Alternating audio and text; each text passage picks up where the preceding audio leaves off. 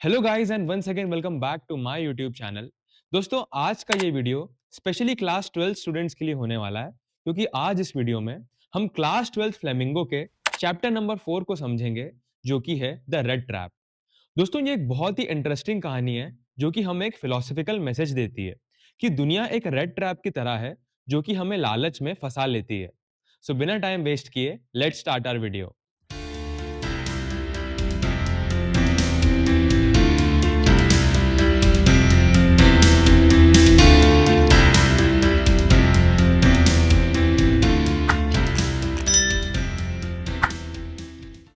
इस चैप्टर को लिखा है सेल्मा लैगरलॉफ ने। सबसे पहले देखते हैं इस चैप्टर के कुछ डिफिकल्ट वर्ड्स। फर्स्ट वर्ड है red trap, equipment for catching rats, मतलब कि चूहेदानी। सेकंड वर्ड है ग्लीम, ग्लीम का मतलब होता है शाइन या फिर चमकना। थर्ड वर्ड है शेल्टर, शेल्टर का मतलब होता है रेफ्यूज या फिर शरण स्थल। फोर्थ वर्ड है स्नेयर, स्नेयर का मतलब होता है ट्रैप या फिर जाल। फिफ्थ वर्ड है पेडलर, पेडलर का मतलब होता है वेंडर या फेरी वाला।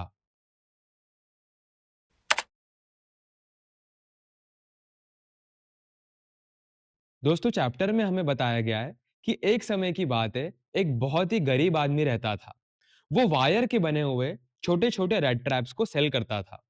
वो इतना ज्यादा गरीब था कि कभी कभी अपना गुजारा करने के लिए वो चोरियां भी कर लेता था। उस पुअर रेड ट्रैप सेलर का ये विश्वास था कि ये पूरी दुनिया एक रेड ट्रैप की तरह है जो कि धन दौलत और सुख समृद्धि में एक इंसान को फंसा लेती है। रैट ट्रैप सेलर को कोई भी अच्छे से ट्रीट नहीं करता था। वो जहां भी जाता था सब लोग उसकी डिसरिस्पेक्ट करते थे। उस पुअर रेड ट्रैप सेलर के साथ कोई भी अच्छे से बिहेव नहीं करता था। दोस्तों एक दिन वो रेड ट्रैप सेलर शाम को घूम रहा था और काफी देर हो चुकी थी। उस पुअर रेड ट्रैप सेलर को रुकने के लिए एक जगह चाहिए थी जहां पर वो अपनी रात को अच्छे से स्पेंड कर सके। तभी वो रेड ट्रैप सेलर साइड में देखता है कि एक ग्रे कलर का कॉटेज है। वो रेड ट्रैप सेलर वहां पे जाता है और उस ग्रे कॉटेज का डोर नॉक करता है।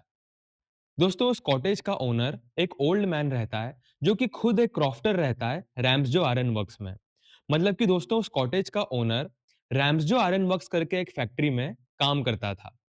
आगे स्टोरी में हमें यह बताया गया है कि वो ओल्ड मैन उस पुअर रेड ट्रैप सेलर को देख के बहुत ज्यादा खुश होता है, उसे अपने घर में वेलकम करता है।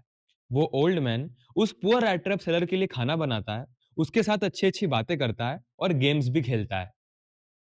Old man red trap seller के साथ कई सारी बातें करते हैं। वो रेड ट्रैप सेलर को बताते हैं कि एज होने की वजह से अब मैं फैक्ट्री में काम नहीं कर पाता।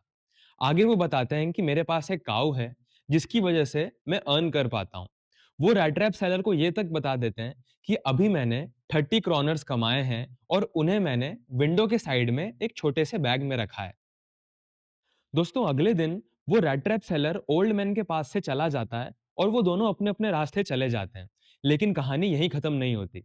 कुछ देर बाद वो रेड ट्रैप सेलर फिर से आता है और उन 30 क्रॉनर्स को वहां से चुरा लेता है। वो उन 30 क्रॉनर्स को वहां से चुरा के भाग जाता है। रेड ट्रैप सेलर ये डिसाइड करता है कि वो फॉरेस्ट के रास्ते से जाएगा ताकि उसे कोई पकड़ ना ले। वो जंगल इतना ज्यादा घना था कि रेड ट्रैप सेलर को समझ नहीं आ रहा था कि वो किस डायरेक्शन में जाए। वो पुअर रेड ट्रैप सेलर कहता है कि मैं दुनिया के लिए कहता था कि दुनिया एक रेड ट्रैप की तरह है जो कि सुख समृद्धि और धन दौलत में एक इंसान को फंसा लेती है, और आज मैं खुद ही उस रेड ट्रैप में फंस चुका हूं। दिसंबर का समय था और ठंड बहुत ज्यादा थी। पुअर रेड ट्रैप सेलर को यह समझ नहीं आ रहा था कि मैं क्या करूं। अचानक से उसे हथौड़े की, मतलब कि हैमर की आवाज आती है। वो रेड ट्रैप सेलर ये समझ जाता है कि यहाँ पर आसपास कोई जगह है जहां पर मैं जाके अपनी नाइट स्पेंड कर सकता हूँ। वो उस हैमर की आवाज को फॉलो करते करते जाता है और देखता है कि वहां पर एक बड़ी सी आयरन मिल रहती है। वो ये देखता है कि वहां पर एक बहुत बड़ी आयरन फैक्ट्री है।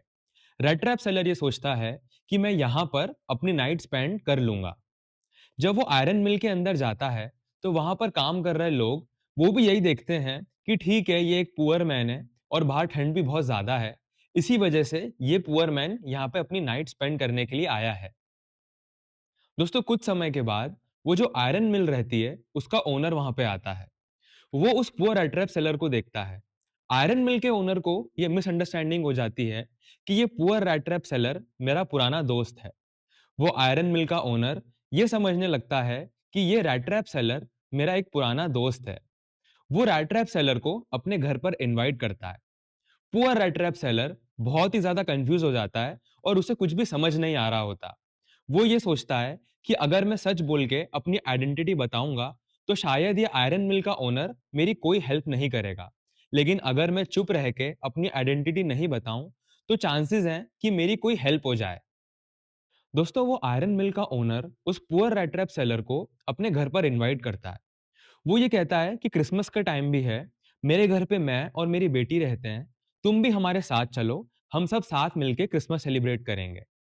थोड़ी देर के बाद आयरन मिल के ओनर की बेटी वहां पर आती है, जिसका नाम होता है एडला विलमैनसन।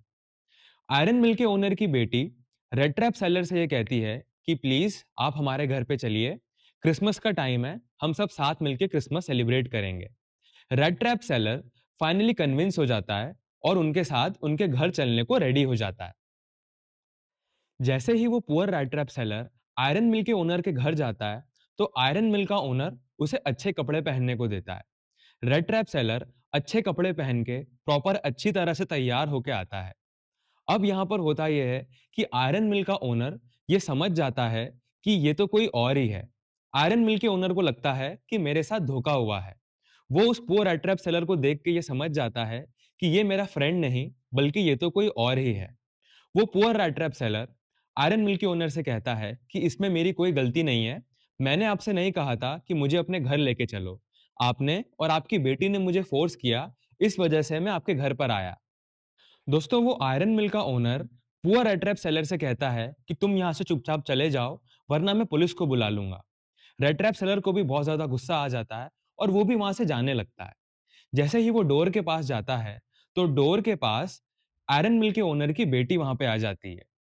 आयरन मिल का ओनर ये सब देख के शॉक हो जाता है। एडला विलमैनसन वहां पर कहती है कि हमने प्रॉमिस किया था कि हम लोग अच्छे से क्रिसमस सेलिब्रेट करेंगे। ऑल्सो ये हमारी रिस्पॉन्सिबिलिटी बनती है कि हम पुअर रेड ट्रैप सेलर का ध्यान रखें। एडला विलमैनसन कहती हैं कि कितने ही टाइम से पुअर रेड ट्रैप सेलर ने कुछ अच्छे से खाया नहीं होगा, कितने टाइम से वो अच्छे से सोए नहीं होंगे। अब क्रिसमस का टाइम है तो क्यों ना हम सब मिलके साथ में अच्छे से सेलिब्रेट करें। दोस्तों, रैट ट्रैप सेलर एडला का बिहेवियर देख के शॉक हो जाता है। वो शॉक इसलिए भी हो जाता है क्योंकि कभी भी किसी ने भी उसके साथ लाइफ में इतने अच्छे से बिहेव नहीं किया होता है। वो सब लोग साथ में अच्छे से क्रिसमस सेलिब्रेट करते हैं।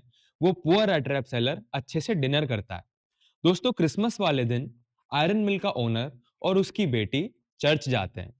चर्च जाने के बाद उन दोनों को ये पता चलता है कि किसी ओल्ड मैन के वहां पर 30 क्रॉनर्स चोरी हो गए। ये सब जानने के बाद वो समझ जाते हैं कि वो चोर और कोई नहीं बल्कि वो पुअर रेड ट्रैप सेलर ही है जो उनके घर पर सो रहा है। दोस्तों, आयरन मिल का ओनर और उसकी डॉटर जब वापस घर आते हैं तो वो ये चीज नोटिस करते हैं कि वो रेड ट्रैप सेलर वहां से जा चुका होता है। आयरन मिल का ओनर सर्वेंट से पूछता है कि क्या तुमने उस रेड ट्रैप सेलर को जाते हुए देखा। तो इस पे सर्वेंट कहता है कि हाँ, मैंने उस रेड ट्रैप सेलर को जाते हुए देखा। ये सुनने के बाद आयरन मिल का ओनर थोड़ा सा डर जाता है और कहता है कि शायद मेरे घर से सारी अच्छी और एक्सपेंसिव चीजें जा चुकी हों, क्योंकि आयरन मिल के ओनर को ये लगता है कि वो पुअर रेड ट्रैप सेलर हो सकता है मेरे घर से भी कुछ ना कुछ चुरा के भाग गया हो। सर्वेंट इस बात पर कहता है कि नहीं, ऐसा कुछ भी नहीं है, वो कुछ लेके नहीं गया बल्कि कुछ दे के गया है। वो सब लोग अंदर जाते हैं और देखते हैं कि वहां पर एक रेड ट्रैप होता है, 30 क्रॉनर्स रखे होते हैं और एक लेटर होता है। दोस्तों, ये लेटर खुद रेड ट्रैप सेलर एडला विलमैनसन के लिए लिख के जाता है। वो लिखता है कि एडला ने मेरे साथ बहुत अच्छे से बिहेव किया, इतना अच्छे से बिहेव मेरे साथ कभी किसी ने भी नहीं किया था। वो आगे लिखता है कि मुझे बहुत अच्छा लगा कि मुझे एक फ्रेंड की तरह ट्रीट किया गया। आगे वो पुअर रेड ट्रैप सेलर लिखता है कि मैं आज के बाद से अपना बिहेवियर चेंज करूंगा, अपनी चोरी करने की हैबिट को बंद कर दूंगा और एक अच्छा इंसान बनने की कोशिश करूंगा। वो ये लेटर और 30 क्रॉनर्स वहां पर छोड़ के चला जाता है। और इसी के साथ दोस्तों, यहाँ पर हमारी स्टोरी खत्म हो जाती है। इस स्टोरी से हमें ये सीखने को मिलता है कि हर एक इंसान के अंदर अच्छाई होती है, बस उस अच्छाई को जगाने के लिए एक kind heart, soft mind, humble behaviour और कंपैशन की जरूरत होती है। सब कुछ जानने के बाद भी एडला ने उस पुअर रैट ट्रैप सेलर के साथ बहुत अच्छे से बिहेव किया। इतने अच्छे से उस रैट ट्रैप सेलर को ट्रीट किया कि उसने अपना बिहेवियर चेंज कर लिया। तो ये था दोस्तों इस पूरे चैप्टर का एक्सप्लेनेशन। इस चैप्टर के इंपॉर्टेंट क्वेश्चन एंड आंसर्स को हम नेक्स्ट वीडियो में डिस्कस करेंगे। मुझे उम्मीद है दोस्तों कि ये वीडियो आप सभी को अच्छे से समझ में आ गया होगा। यदि ये वीडियो आपको अच्छा लगा तो प्लीज इस वीडियो को अपने फ्रेंड्स के साथ भी शेयर कीजिएगा। Don't forget to like, comment and subscribe to my YouTube channel. मिलते हैं नेक्स्ट वीडियो में। This is R M S Tiwari and I will see you in my next video.